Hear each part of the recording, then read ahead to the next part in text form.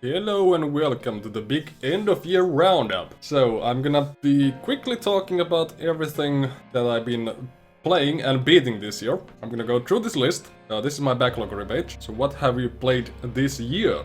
So first game of this year, we played Legend of Zelda.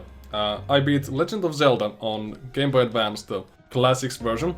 And I had to use quite a bit of help, some game facts in beating it because a lot of the stuff was really obscure and I didn't really have the energy to go through with it by myself. But not really a huge favorite for me, but got through it. Next game was Symphony. That's basically like a top-down shoot 'em up scrolling thing where you're supposed to use your own music to generate the enemies and stuff. Doesn't really work. Nothing special. I played through the songs that the game provided itself, and that was it. Then we beat Lost Odyssey. That was a game that I got several years back from my friend when he got me a big pile of different games. A few of them are gonna be coming up in this list later on. But Lost Odyssey was great. It's a good old JRPG on the 360 era. And I think a lot of people haven't really seen it that much, and they really should. If you like JRPGs, check out Lost Odyssey, it's a really good game. So, then we started Holy Scholarship Edition, also given to me by that one friend. He likes to give me a lot of games often, mostly because he knows especially now that he knows that I'm trying to get through all of them, he likes to get me games sometimes. And I got around to it, played it, it was pretty good. It wasn't really like a favorite game of mine, but it was nice to get around to playing that. Then I went on to Oddworld Stranger's Wrath after that, and that was a game I had been quite interested in all the Oddworld games, especially Oddworld Stranger's Wrath. Back when it came out, I was quite interested in it, but in those days I didn't really have the consoles in which those games were coming out, so got that from GOG. Liked it quite a lot, but it had some problems. It's definitely dated a little bit at least. Heavenly Sword, when I got my PS3 several years after it had actually come out, this was one of the games that I figured like I wanted to check out on it. And we played it through eventually with my friend in co-op, sort of in hot setting basically, the whole thing. And I'd say it's definitely almost more of a tech demo for the console than a good game on its own. But it was, playable. We got to throw human bodies around, and that was fun at least. Dragon's Dogma. I really liked it, but at some point it's really slow to travel around the places. So originally when I got it, I played probably about halfway through it and quit because the travel times were just too long, because you had to walk everywhere. But then I got the Dark Arisen version from my friend. Got a loan copy which comes with some crystals that you can place around as teleports. So that really helped enough with the traveling side that I got through the game, and I liked it quite a bit. Wouldn't recommend it without a doubt, but if it sounds interesting to you, if you've heard about it, I'd say, if you find it cheap, check it out. Then there's Elder Scrolls Oblivion. I didn't actually like it as much as I thought I would. I was really excited getting into it, and I was really excited to play it around till the halfway point of the game. But then the level scaling just hit way too hard, and I started struggling really hard to even beat basic enemies like goblin layers. Goblin layers and stuff they were just kicking my ass, and at that point I just rushed through rest of the storyline, and it sort of knocked down the excitement for the game. Final Fantasy X2, I wasn't really particularly interested in it because I had heard that it's not great. But I played through and it has its own kind of charm. It's not exactly a good game, but it has a really sort of amusing, klutzy type of. It's really silly. So if you like just laughing at silly stuff, it's got its own charm. Then we went on to Unmechanical. It's about 4 or 5 hours long, and it was actually pretty good. Originally when I had tried to play it crashed around the first hour of the game, but fortunately not this time, so I got through it and I actually liked it quite a bit. Then we got on to Skyrim. Skyrim I liked a lot more than Oblivion, I have to say, even though a lot of people say otherwise and they're entitled to their opinion, but personally I liked Skyrim more. Mostly because of the aforementioned level scaling thing wasn't nearly as bad. At times I'd say magic is definitely broken in Skyrim in a lot of ways. A lot of people have said that if you play as a mage in Skyrim, it's just you can just burn through everything. Even though it has some level scaling, it got to be, besides the mage stuff, actually got to be pretty easy for the most part. I actually had to eventually pump it up all the way to master difficulty to make sure it wasn't getting too easy, but yeah. I like the game. I played about 60 hours of it, so I got my money's worth on that. Raptor Call of the Shadows. That doesn't actually doesn't mean anything, except that it's made to work with machines around this time. But otherwise, that was a game that I played the shareware version of it as a kid a lot and really liked it. As a kid, it was one of my favorite games when I was almost exclusively playing shareware games and some PlayStation games. On PC side, it was like that and Doom. Shareware versions of those and Cometa Keen. That was one of them, and it was really awesome to get to play through that, the whole thing. Screamer, it's an arcade racing game with about six tracks and then the same things reversed. Wouldn't recommend. Then I actually got Hand of Fate this year, a new game, Beat Snapshot. That was a sort of a puzzle platformer again. It had a really nice idea in that you're able to take objects out of the game world by taking a picture of it. And then moving that picture around, you can replace that object or enemy sometimes into other places, and that's the puzzle part of it. Had a really nice idea, but the platforming part wasn't quite up to par, so it ended up being a bit mediocre, but I got it through. Itagami 3D Descent. That is a really old game from like 92 or 93, and it's one of the first, like, at least that's what I was advertised it as, one of the first-person shooters, actually. Like, that's before Wolfenstein 3D. From the same group, actually. It's a really old game. It's basically a first-person shooter, despite the fact that you're playing a mage. And it's mostly just shooting fireballs at things till they die. And I found it really amusing in its own way. It's a really nice sort of a stress killer, I'd say, mostly. If you can handle the graphics.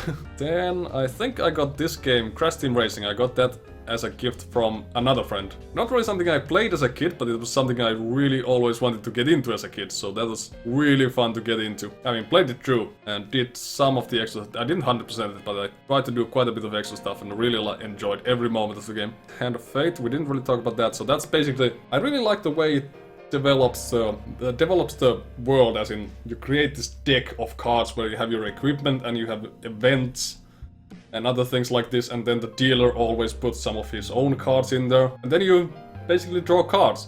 Or rather, he lays them out onto the table and you create a path, trying to find always the ladders or staircase or something to the next level, where there's gonna be more cards, and eventually you get to a boss, you beat the boss, you go to the next adventure, sort of. And yeah, that was a really good game. I liked it a lot. The whole way, and the mechanics and the layout of the whole thing. Thematically, I liked it a lot. Then there's Tomb Raider, the original, not the reboot. Yeah, that was mostly... The controls are definitely dated on that, as well as the graphics. But the graphics still function, and the controls controls weren't as bad that I couldn't get used to them eventually. Definitely the early parts of the game were pretty so-and-so because the controls felt very awkward at first. And around like the levels 4 or 5 where things started to get much more challenging, but you hadn't quite gotten used to the controls yet. That was sort of a tough point in the game, but ultimately, I ended up liking it quite a lot. Then there's I Have No Mouth and Must Scream. Now that's based on the similar book title, where basically the idea is that humans created a supercomputer that then, and it was the sort of supercomputer that has, developed its own developed sentient thought, and figured out that all humans are disgusting, they're horrible things, and they should be killed. So, that thing had control of all the, that thing basically was built to have control of all the nukes, so nukes it did. It just nuked everything out of there, and it kept 5 or 6 people alive, just for its own amusement, and it's been, in that game story, it has been torturing them for about 1,000 years, and it has the capabilities of keeping them alive for all eternity, so yeah, it's just been torturing the people for thousands of years, and you play as those 6 people. They each have their separate storyline based on their torment that, the machine is putting them through. This sort of continuous loop of torture where they all have a certain thing. Like one person, he doesn't allow to eat anything, and he constantly makes him go out and try to get something to eat, but he cannot eat anything. So you gotta overcome those things and then eventually break the whole machine. Mostly, other than the ending, I like that game. The ending, the puzzles got really stupid, in my opinion. So Prince of Persia, Sands of Time, that's a game that's definitely taken a beating from the passing of time. Mostly the fighting mechanics of that game. Platforming was actually alright. I sort of enjoyed that, but the fighting was just not very fun. But got through it. So Bard's Tale, it really is, I'd say, oversimplified in terms of mechanics. You have a very limited amount of weapons. Weapons that are straight upgrades, first of all. When you get weapons, you get straight upgrades, and there's very little difference in anything, and it's just hack and slashing pretty much through stuff, and you can sort of summon creatures to your side, but even those are mostly, like half of them are just straight upgrades to other things, and very simplified, but it does have a fun and amusing story, and it has 3 different endings based on what you choose at the end. It's a very linear story up to the end, but you do get to choose from 3 different possible endings, and I'd say at least 2 of those are, I'd say, quite hilarious. Legend of Zelda Wind Waker, I think I got that from my friend as well. He had a double copy or something, I suppose. The first half of the game is really good, I liked it a lot. Second half of the game, not so much. Second half of the game is all fetch questing. Damn near all fetch questing. There are 2, 3 there's 3 dungeons in the second half of the game. That sort of broke the game for me in many ways. I would like to say that I liked it. I liked originally the idea of sailing and all that stuff, but after the fest questing stuff started happening, and I just took it all out of it. It was a little bit of a disappointment in the end. So then, Jade Empire. Taken a lot of influence on Kung Fu movies and stuff like that. Crouching Tiger, Hidden Dragon type of stuff. I really liked the story of that. I thought it was really fun. The characters were good, the combat was a little bit peculiar, but it worked on the most part. I liked it. Then there's The Witcher 3 Wild Hunt, which while I would say that's probably the best game I played all year, it also took me over 100 hours, which wouldn't have been a bad thing, other than it ended up being over 100 hours of streaming, during which nobody came to my streams. Like, I'm used to not having a lot of people in my streams, but that game seriously sucked everyone out of there. And I do understand in hindsight why, because it was a really hyped game that everyone else was streaming as well. Its world doesn't revolve around me, so everyone else was also streaming it. And a lot of those other people were really big streamers. And so they pretty much, people who wanted to see the game, naturally go to see those people. I do it myself. And of course then there's a lot of people who don't want to spoil the game for themselves. And like I said, it's a very long game. So, you know, if it took over 100 hours for me, which was over a month in terms of streaming time. So, you know, they're not gonna get through it just like that either. And when they do, they're probably very likely might be stuffed for a moment, especially with a game that long and that full. So they're not gonna immediately come over to the streams to watch it. So it was a bit of a painful lesson. As a game, I really liked it. I got through Mario Party story mode. Then it's Warriors of Orochi. It's a Dynasty Warriors, basically, with some snake people in it. It's alright. Mario Party, definitely not a single player game. Then there was Adventure of Chucky. That was it's another puzzle platformer type of thing. I liked it mostly. It's sort of cute, but it's nothing special, and I think it requires a bit too high for completion percent just to get the ending of the game. I would have liked it if it hadn't been quite as demanding, but it still doesn't demand you do all the things, so yeah, it was alright, but nothing memorable. Then in Big Brain was Leftovers, which is basically a game where you can nearly everything you can see in the maps and stuff, you can shoot them down with a laser. You can just zap right through them, and you can attach rockets to the pieces that you cut off and send them flying, or attach rope to them and drag them around. That's how the puzzle, yeah, it's a puzzle platformer as well, but it's a 3D puzzle platformer, which works with physics, and that is definitely a game that works with physics, and it's actually quite fun. Sometimes troublesome because, you know, you really are given so much freedom in cutting stuff down however you like, that you can actually cut down crucial elements that you need in order to get through. But it does have checkpoints, and you never got too far back if you messed up. Then there's Black Site and Time Shift. Let's go through these two together. Both of them are first-person shooters, and Black Site is about aliens, basically, or mutations or secret government projects and aliens and stuff like that happening in places. And FPS, it was an alright FPS, especially for a game that's not like really big budget and stuff like that. And I don't particularly enjoy FPSs, but I did play it through and I did mostly enjoy it. It was alright. Time Shift, pretty much the same thing, but in that, instead of aliens, you have secret government projects where you're trying to develop a suit that's able to manipulate time, and it does. And somebody uses it to go back in time to become sort of alternate Hitler, basically. And then you have to go back in time to stop him, to correct the timeline. So in that you have abilities like stopping time, slowing down time, reversing time, but otherwise it's a pretty basic shooter. Again, I liked it. I liked it a decent amount, considering it's not a huge budget, super hype game, and I don't really like FPSs, but it was alright. Then we went on to Paper Sorcerer, which is an indie RPG. It's made very much in the style of old dungeon crawling games, I'd say. Although you do have a party, unlike in a lot of them you're a single character. In this you do have a party. And it does have turn-based combat though. But yeah, that was a game that I really enjoyed. The story and the style of it really looked nice to me. I enjoyed that a lot. And especially it has a shop zombie, which always finds new ways of trying to sell his wares. So then there was Beautiful Joe. It's not really a game for me, because it's that type of game that you're supposed to play through multiple times to get really good at it, and I really don't play games multiple times. Not a lot at least. It was decent, but it definitely wasn't for me personally. And then I got a birthday present in the form of Bloodborne. And the funny thing about this was that at the time when I got this, I didn't have a PlayStation 4.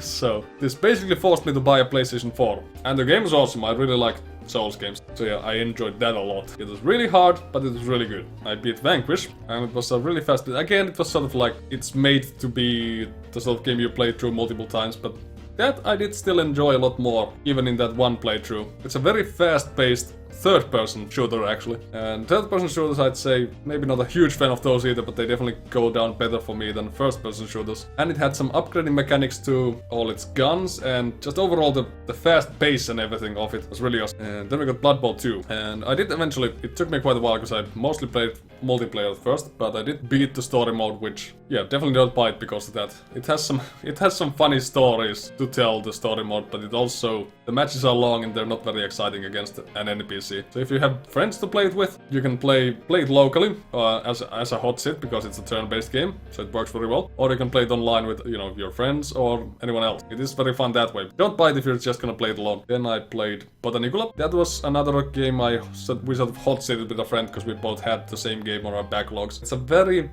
visual-driven puzzle adventure, I would say. In that there's a lot of things you can sort of click that don't really have any connection to anything, like, you know, puzzle-wise, but it does some nice things, and it's a very like children's storybook type of a thing in style. I liked it. It's quite a nice experience to have in my life. And then there was Uru Complete Chronicles. This was definitely quite a big letdown. It's apparently originally intended to be an MMO type of a game. It was supposed to be played online, and that you could talk with other people through chat. You can sort of see that they tried to go too big with it, and it sort of falls apart. Got through it at least. Then there was Siberia 2, and the second one continues pretty much straight off, I'd say few hours or a couple of days from the first game's ending. So continues straight off in the same storyline. Definitely liked the second one a lot more. Still had a few obscure puzzles, especially that was again one. The last puzzle in the game made no sense to me, even after I read a walkthrough page to see how it's supposed to be done. Even afterwards it didn't make any sense, but I liked it. Then there was Thief 2 The Metal Age. This was definitely what I think I said during when I played it and streamed it as well. I said, this is definitely a game for hardcore players. So I played on normal, but it was still quite a hard game. I can tell you that much. It's really easy to just get stuck in many places, and that was quite frustrating. Not necessarily a bad game, but definitely not for me. Then there was the Week of Many Scares, which was the last week of October. I decided that I'm gonna get 3 games that I can roughly imagine how long they're gonna take. Then I'm gonna take 1 week, 3 games, Until Dawn and Soma, and Resident Evil. A bit surprisingly to myself, I think the biggest disappointment was probably Soma, which after Amnesia I was really expecting that to be good. And it still was. But possibly because it was the last game I played of the 3, and I only had 2 days for it. It might have been that it was just a stress getting to me about beating it on time, but it definitely didn't excite me quite as much as the others. Until Dawn was amazing, I think. It's definitely a short game, and you can only reasonably expect to get 2 or 3 playthroughs out of it. You can get multiple playthroughs out of it, because stuff changes when you play it, but you know, it's likely gonna be only 2 or 3 before most of the stuff starts being the same. Resident Evil, I was really scared at first, because I really like to save often in my video game, in the games I play, and of course that has limited amounts of those save ink ribbons. So that scared me a lot, and especially given that there was that, and then there was limited ammo and health items. I was really worried that I'm gonna run out of everything and screw everything up, but everything ended up going just fine, and I really liked that game, especially by the end of it. Then I beat Bad vs. the World, which wasn't. I had to do it on an emulator in order to have the save points, because I'm just not that good and not that interested in banging my head against the proverbial wall to get good enough to get through a game like this, especially since, to be honest, it was sort of mediocre. Then we got on to Fallout. Fallout was good. It still had some mechanical issues, I'd say, mostly. Sometimes you had problems seeing things or interacting with things through walls, because of like walls getting into the way of stuff and things like that, but mostly I liked it quite a lot. Then there was Catacombs Abyss 3D. Pretty much the same thing goes with that as the first game, or the first Catacombs 3D game that I talked about, in that it's a really good like stress reliever game. Go around, you shoot everything you see with fireballs. It's surprisingly fun. Then I got around to Asterix. I actually enjoyed it quite a bit. This time around, it was the platformer parts that actually bothered me the most in a lot of cases. And also one of the mini games, which is Draw the Roman, which is basically like Hammer Throw. I'm just really horrible in timing it right, and that was something else. That really almost broke me down during that gameplay, because sometimes they were in really important places, like strategically. And then there's one of the last few things we've gotten through. Oddworld, Apes Exodus. When I got into Exodus, I started out very fast. Like after a few hours I thought like, hey, this is just like Apes Odyssey, but just better. I gotta say, by the end of it, the last parts of the game it feels like it dragged out too long. It does bring changes to Odyssey, but it doesn't. Towards the end you start feeling like it doesn't bring enough to justify also being longer than the original game, and yet it is. And it really pained me by the end of it. Like, the original game has like 100 Mudokons to save and the Exodus has 300. And it's still very much the same game in the end. So I wished it would have been a little bit shorter. Nonetheless, that's my whole year. Thank you very much for watching. Until next time.